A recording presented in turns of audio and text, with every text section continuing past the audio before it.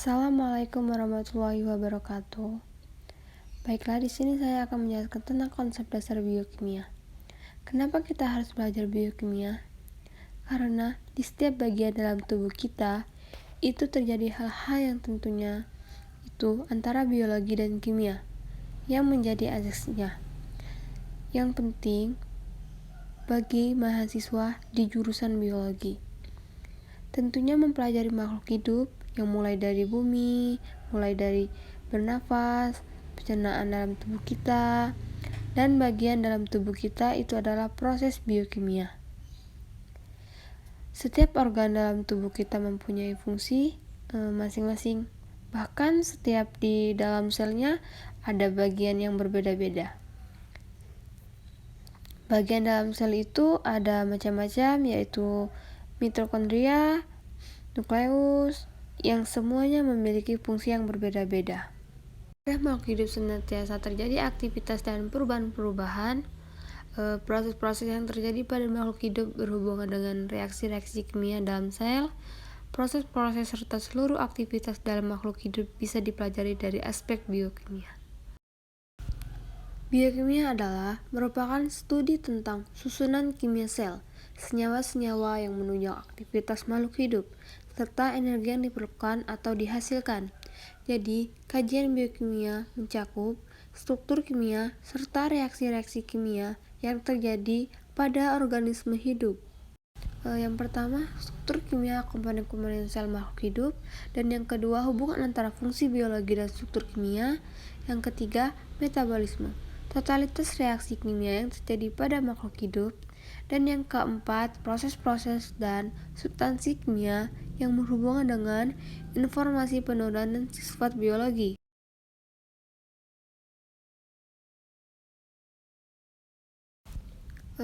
Organel dalam sel hidup. Organel adalah kesatuan fungsional terbesar yang ada dalam sel.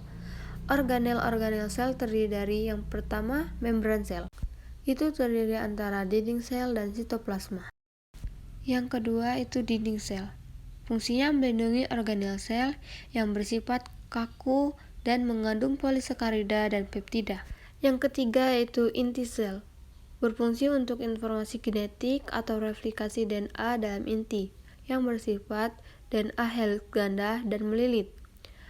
Yang keempat, mitokondria. Pembentukan energi. Itu oksidasi menghasilkan CO2 dan H2O yang bersifat kaya akan enzim dan mengandung DNA. Lalu yang kelima, badan Golgi. Fungsinya mengeluarkan produk sel serta aktif dalam pembentukan membran plasma yang bersifat berupa saluran pipi.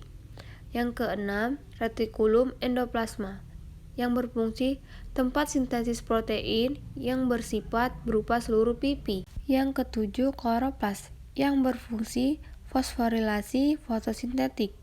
Dan yang terakhir, vakuola, tempat pembuangan sisa produk sel. Selanjutnya itu ada komponen penyusun makhluk hidup yang berwarna orange kepingan itu bulk elements, dan yang warna kuning itu trace elements. Selanjutnya itu udah ada konsep dasar biokimia. Kimia hubungan struktur, fungsi, reaksi-reaksi. Dan sedangkan biologi makhluk hidup, pertumbuhan, reproduksi. Bila digabungkan menjadi biokimia, itu organisme reaksi kimia, yaitu biomolekul yang terbagi menjadi 4 bagian, yaitu karbohidrat, protein, lemak, dan asam nukleat. Sedangkan biokimia organisme reaksi itu juga ada mineral, yaitu karbohidrat yang bersifat monosakarida, yaitu serbuk putih, beras manis, mutaratis atau produksi, dan disakarida itu beras manis, inverse atau sukrosa, dan polisakarida, serbuk putih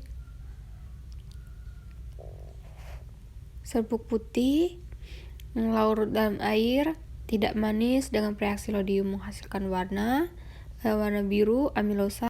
Dan yang kedua itu protein yang bersifat globular atau larut dalam air, itu serat, tidak larut dalam air. Hierarki struktur protein, struktur primer, sekunder, tersier, dan kuaterner.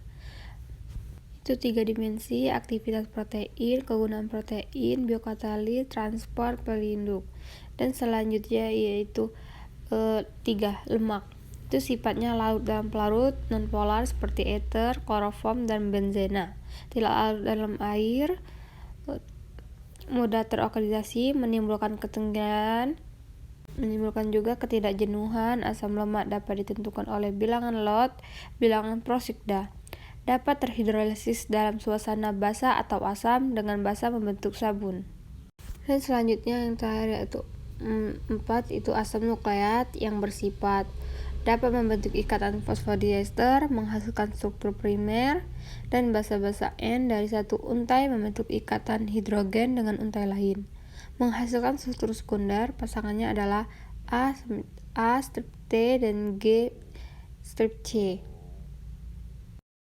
Dan sekian dari penjelasan saya tentang konsep dasar biokimia. Saya akhiri. Wassalamualaikum warahmatullahi wabarakatuh.